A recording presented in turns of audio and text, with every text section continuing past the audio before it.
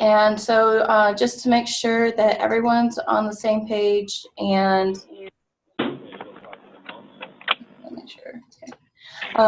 make sure that everybody knows where to find the resources that we're going to look at today, use today. They're on the partner guide. And let me show you the page as well. They're on the Youth Career Pathways Partner Guide. We have a link right here where you'll be able to see the archived webinar and the related resources that Jim's going to cover today. Also, I wanted to point out that Tara had sent out another webinar opportunity that's coming up, and that will be tomorrow. And on our main page or on that training page, there's the webinar and then the link to register for that webinar. So as we get additional, notifications of webinars, I think there's another one that I need to add onto this page as well.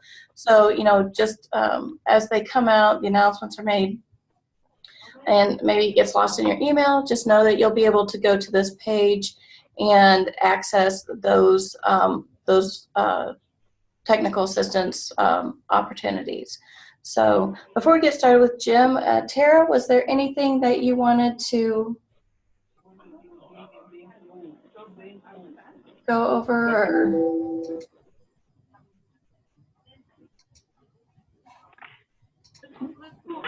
Okay. Well, with that, we'll go ahead and switch it over to Jim Potts with Commerce. So I'm going to go ahead and stop sharing my screen so that Jim can share his screen.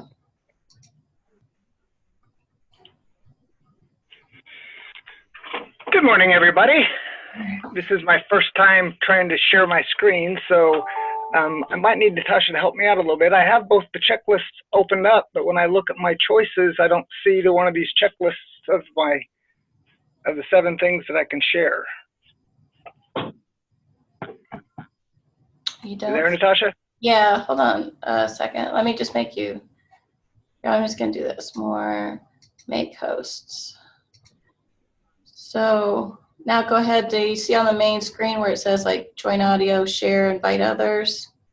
And then if you click on share. Yep, I got share up, and then it gives me, it's got a blue window. It doesn't have my checklist that I have up other places, like last week when we went over this. So. Okay, is there a little icon at the bottom? Maybe it's like hidden behind something else? If not, it's not a big deal. I can go ahead and share my screen, and I can. Yeah, I want to do the school youth first. Okay, I'll just share my screen, not a problem. Let me go back to do that.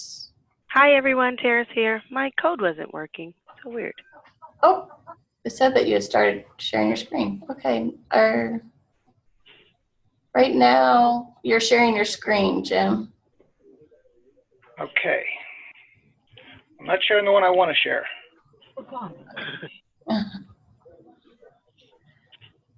Are we still there? Yes. Yeah, we can see you. All right, well, then I'll pull up the one that's the out of school. Can everybody put in the chat what organizations are here too, just so we know? Do you see the in-school checklist now, Tara? Yep, we can see it. Natasha? Yep, we see it. You're good. All right. Well, before we get started, since Tara wasn't on, Tara, do you have anything that you want to say before I jump into my portion of it? I just want everybody to put their organization in the chat. Asian Human Services, thank you. BCS, thank you. Metropolitan, thank you. Just so we can do a quick roll call, make sure everybody's here. Other than that, if you guys could please make sure I have your training provider information. That is actually the person that is actually conducting the training. So if you're working with a college or another organization, if you guys could send us that information today. I did send a follow-up email yesterday reminding everyone that we need that as soon as possible. I have it for OAI and Asian Human Services. Everybody else I don't. So if you guys could get us that information, that'd be great. All right, that's it. All right, excellent. Again, this is Jim Potts, and I work with Commerce, for those of you that don't know me.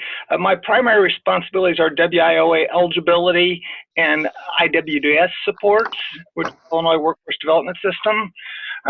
Tara and Tammy Stone, who head up the grant, had asked me to do an overview of WIOA youth eligibility.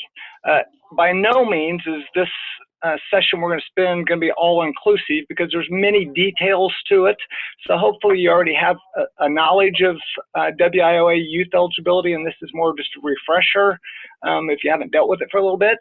But we're going to go over two different items. The first one is a in-school youth eligibility checklist.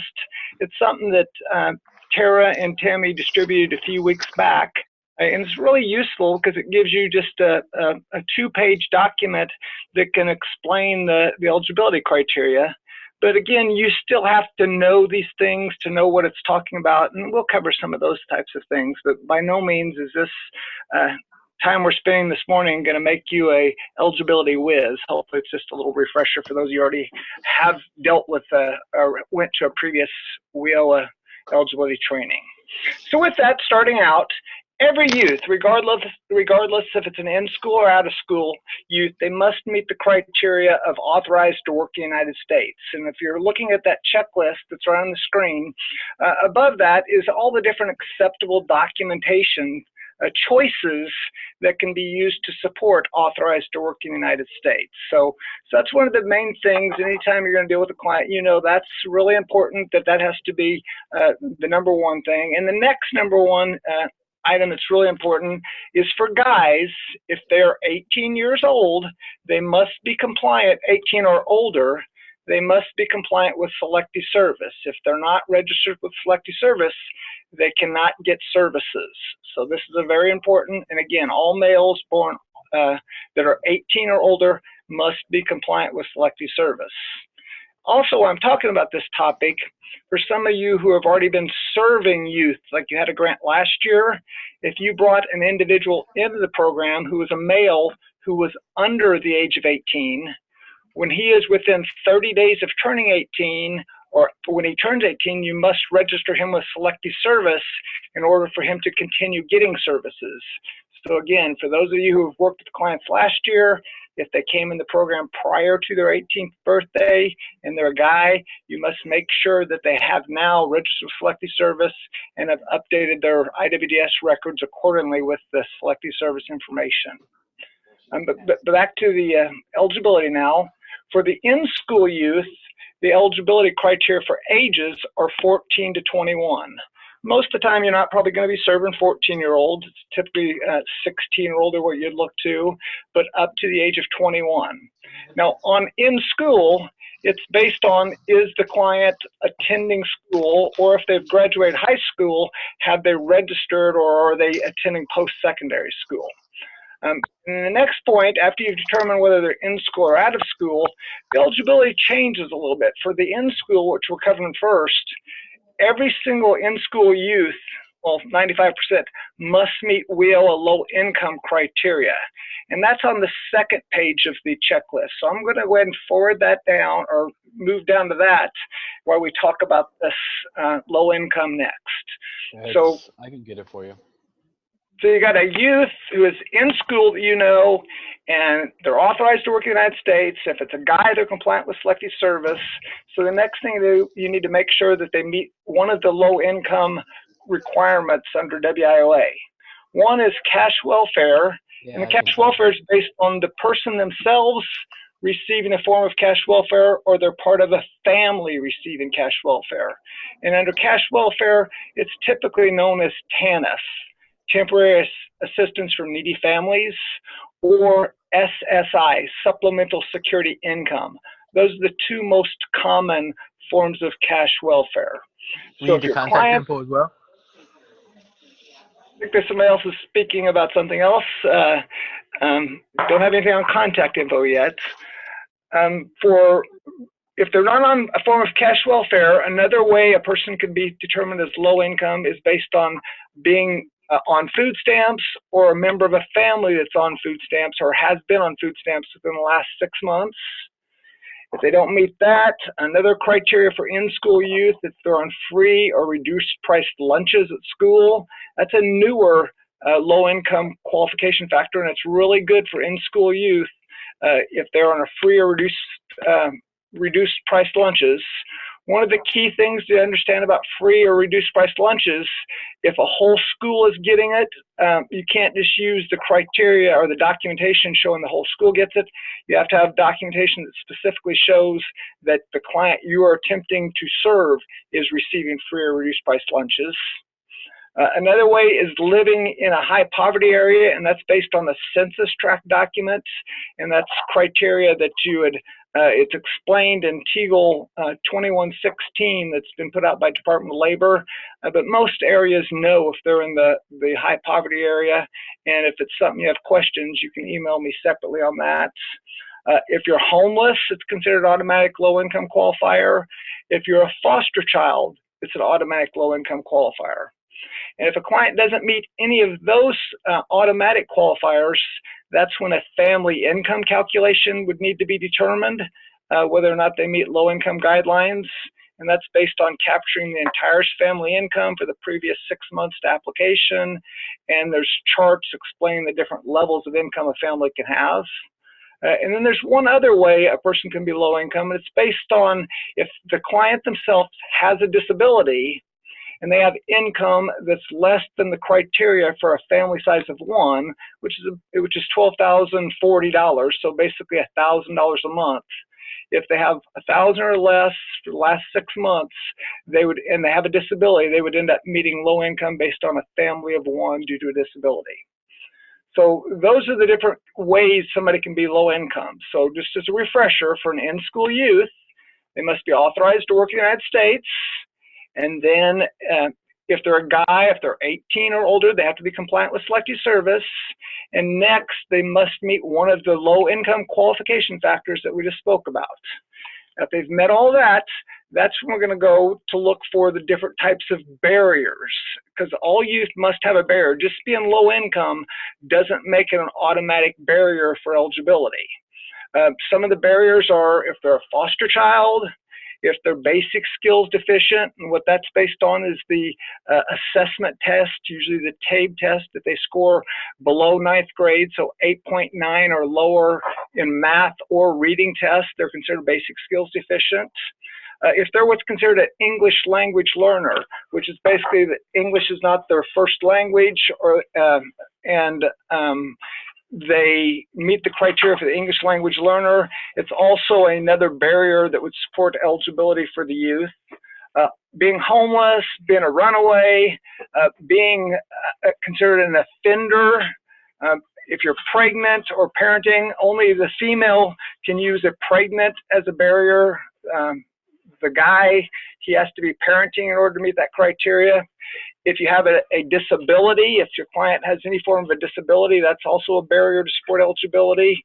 And then there's a last one, which is a youth needing assistance barrier, and that's based on your local policy. So it's imperative that you know the local criteria for the barrier of youth needing additional assistance. So again, to recap, for the in-school youth, they have to be authorized to work in the United States.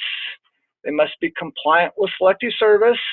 They must meet low-income guidelines, and then they have to have at least one of the identified barriers we just spoke about.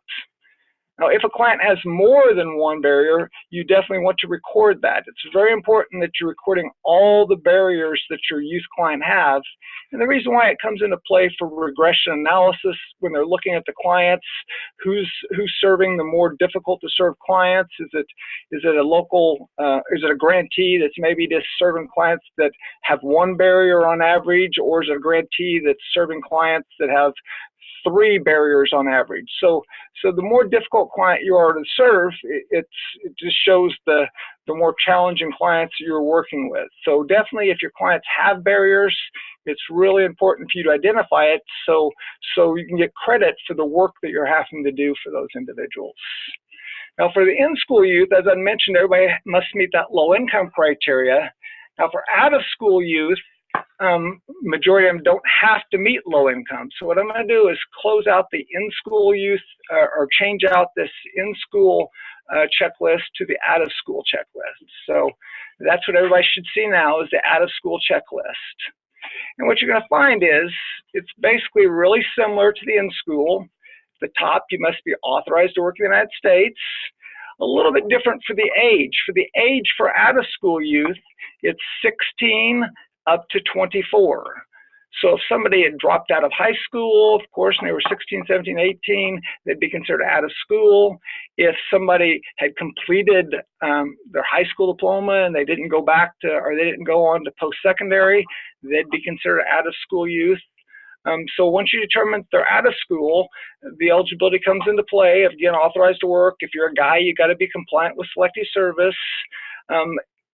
The really benefit for out of school as compared to in school is the majority of the barriers do not require your clients to meet low income criteria. So if you remember speaking about last time, for all in-school youth, when I say all, it's 95% of the in-school must meet low-income criteria. For out-of-school youth, there's only the criteria for a couple barriers, which we'll speak about here in a moment, that make you meet low-income guidelines. But for most out-of-school youth, just having one of the characteristics of one of these barriers that we're getting ready to discuss will automatically make the person eligible. So if they're a school dropout, and they meet, and they're authorized to work, and if it's a guy they're compliant with selective service, they would be eligible under out-of-school youth. The second one, it states compulsory school attendance. What that is, that's a newer barrier that was brought in under the WIOA legislation, different from the WIA legislation. And the whole full term of it is it's if somebody is of compulsory age that has not attended school within the most recent calendar year quarter. And what this has brought about is some school districts, they don't like to title a client as a dropout until the end of a school year. And a lot of times they're doing that so they can keep their numbers up for federal reporting and maybe even state reporting for funding. So if they have somebody that began a school year and that individual stopped attending school, let's just say in October as an example, maybe the school was not going to consider that individual a dropout until May of 19 at the end of the school year, just so they could keep that number, that client's number in for their counts. But for us, if the individual stopped attending for at least the most recent calendar year quarter, you can meet the criteria of compulsory school attendance. So they're age to drop out, they just aren't considered a dropout by the school yet. Another barrier is homeless or runaway, which is similar to, well, exact same that we spoke about for in-school youth. Pregnant parenting, again, pregnant's only for the female. Subject to the juvenile adult justice system, that's the same barrier as an offender, somebody that's had dealings with the police. It doesn't necessarily have to be a conviction. It can be just arrest, and maybe they did not get convicted of it, but maybe they're still dealing with the repercussions. Let's say an example I used during training is an individual maybe got arrested one time for drugs, and he or she didn't get found guilty, but everybody in the local area considers them to be a drug dealer, so they are having a difficult time obtaining employment. Well, that's a barrier you could identify under the subject to juvenile adult justice system for the out-of-school youth or an offender for the in-school youth. And again, that would make the person automatically eligible as long as they're compliant with selective service if they're a guy and they're authorized to work. Another barrier for the out-of-school youth that's automatic qualifier is the individual with a disability. So again, the difference between the in-school and out-of-school, if a person had a disability, they also still had to meet low income. For this, if you have the disability, it's an automatic eligibility criteria. If you're a foster child or if you've aged out of foster care, that's also criteria under the out-of-school youth where you don't need to meet low income guidelines. Now, if you didn't meet any of those barriers, or if your clients didn't meet any of those barriers and they were out of school and you wanted to use the barrier of youth needing additional assistance, then for the out of school, they must meet that low income guidelines that we spoke about for in-school youth. And also for out of school youth, if they don't have any of those barriers and you're wanting to use that they're a high school graduate or they've earned their GED and they're basic skills deficient on a math or reading exam, or if they're considered an English language learner, those folks also must meet low income guidelines. So again, most of the barriers for out of school youth do not require you to meet low income guidelines, But if you don't have any other barriers for an out-of-school youth other than youth needing assistance, you would need to meet low income, or being basic skills deficient, you must meet low income. One of the other things I like to make sure to point out for out-of-school youth, if your client is or does meet low-income criteria and is out-of-school youth, I still encourage you to record that, even if you don't need it for eligibility, because again, it goes back to that regression analysis. The point I explained for the in-school youth, the more difficult your client is to serve, the better it looks for your grant that you're serving a harder to serve client. And if the client does in fact meet low income guidelines, even though your eligibility is not required for it, you still want to record it, just because it shows that the more difficult client you are to serve. For all these things though, it's really important to understand, if you do claim something for one of these barriers or low income within the WIOA application, you have to have the documentation to support it. You can't say yes to things like food stamps or yes to TANF and not have the documentation to support that. So it's really important everybody understands that. So that was a real quick overview of WIO eligibility. By no means is this a substitute for attending an eligibility training. It's just an overview to make sure everybody understands, just a refresher, a little bit of eligibility. Hopefully this wasn't all new information to you. If it is all new information to you and you have a primary responsibility of determining eligibility, you need to get with your grant managers, Tammy, Stone, or Tara, because you need to attend a training, because you must know eligibility in order to properly do this portion of the job that we're speaking about. And this checklist is a handy tool, but it's only as useful as if you really understand what these subjects are talking about. So if these last 20 minutes, if I sounded like I was from outer space and most of this didn't make sense to you, hopefully you have somebody else on your team that's responsible for the eligibility purposes, because it's really important that you understand the eligibility. You can't just put anybody in these grants. They must meet WIOA youth eligibility criteria. So we've explained the difference of the in-school and difference of out-of-school. The big thing to understand about that is, for in-school, they must meet low income. For out-of-school, the majority of the clients aren't required to meet the low income. So with that, I'm open for any questions. I'm going to unmute everybody's phone. So if you want to keep your own phone muted, make sure or microphone, go ahead and do that now, because I'm going to unmute everyone. Okay, so if you have any questions, you're welcome to say them now.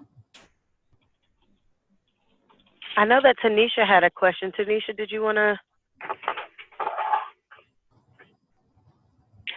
Tanisha, you're never shy, so speak up.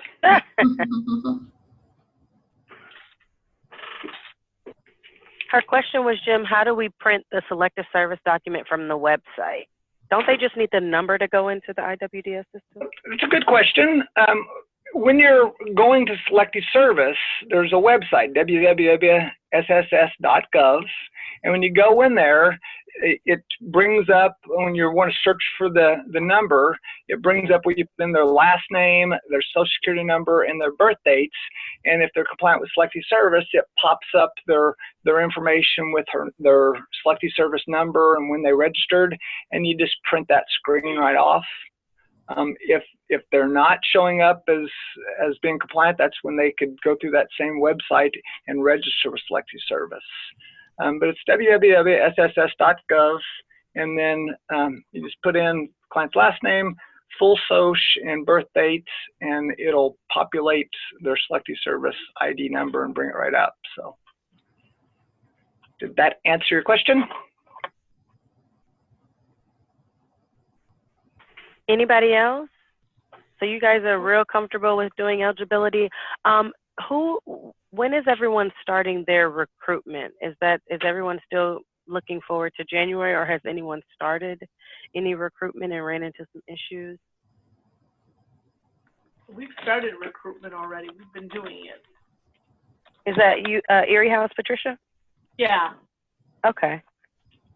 Yep. One of the things that, since we got a little time, that I do want to continue to reinforce is that making sure that once you get the folks in, those guys that turn 18, that you're staying on top of them, client with selective service. Not long ago, I'd looked at some, there's some reports out of IWDS you can run about registrants that are not compliant with selective service, and you can run it by career planner, and that's something that each career planner should actually do on themselves, or who's managing the grant should be doing that on their staff, because what happens is if you don't register that individual selective service within 30 days of them turning 18, you're supposed to close their services out, and any services provided after that 30 days or after they tell you if they're not going to register, those are considered disallowed costs. So it's really important that you're making sure to stay up on that selective service after you get them in if they've came in under the age of 18. So that's my public service announcement about the selective service. Okay, so Metro has started recruiting. We will start recruiting in January. Awesome. We have already started. And have you guys ran into any issues? You guys can talk if you're on the phone, or sometimes through your computer too. Skills really haven't run into any issues yet. We're going to have a panel selection coming up soon. And I have a meeting later today with our team that's handling the recruitment, just to kind of get an update. I could probably bring that back if any issues, Tara, I can share with you. Okay. Yep. Okay. And then everybody has the folder outlines the information to, put the eligibility documentation that Jim was referring to, and if you have any report cards or anything like that once we get to that point. Does everybody have your like, if you have an issue, does everybody have at least somebody in their organization that has done eligibility before? Somebody that they can, if you can't get a hold of Jim or can't get a hold of us, does anybody have anybody? I just want to make sure everybody's, we don't have anybody just by themselves. So there is a contact person within your organization that could assist as well.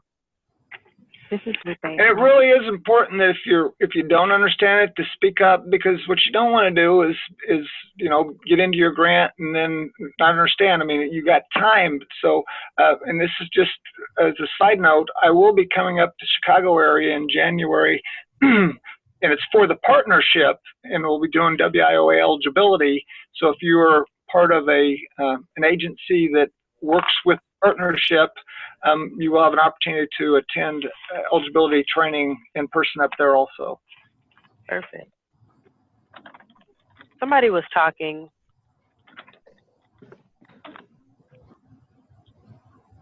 Okay.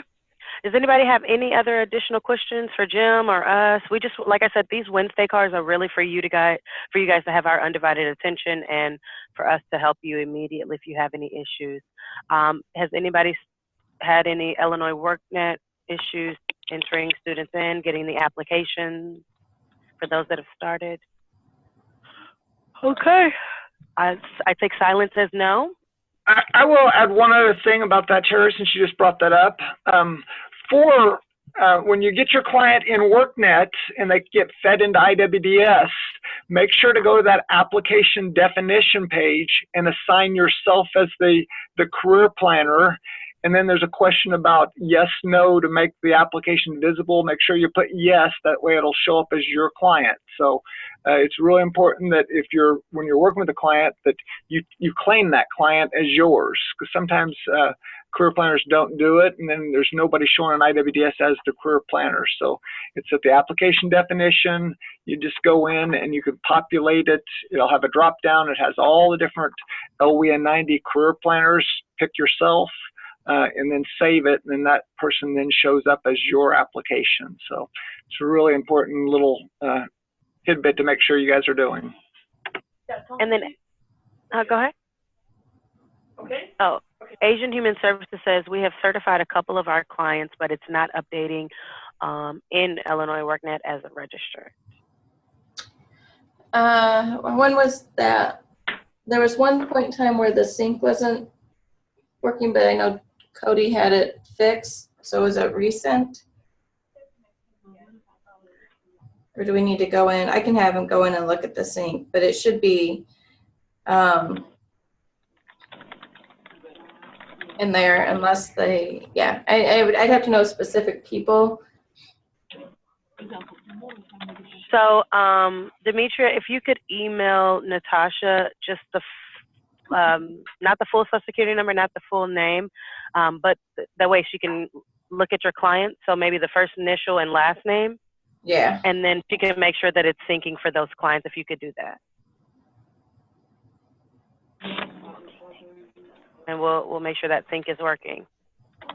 And guys, if you run into any issues, no problem. Like Demetria is doing, let us know immediately because it's something that we can fix. And honestly, if it's happening to you, it's probably happening to others. And so we want to be able to get stuff fixed immediately and give you guys that feedback or updates as needed. So if you guys could go back, make sure I have that training information. Like I said, Patricia, I did respond back to your email right now.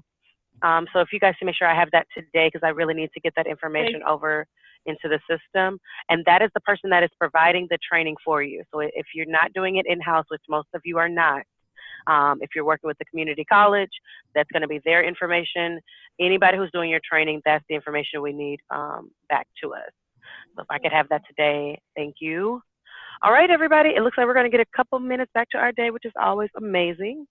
Email us or give us a call if you have any questions. Anything else, Jim, Natasha?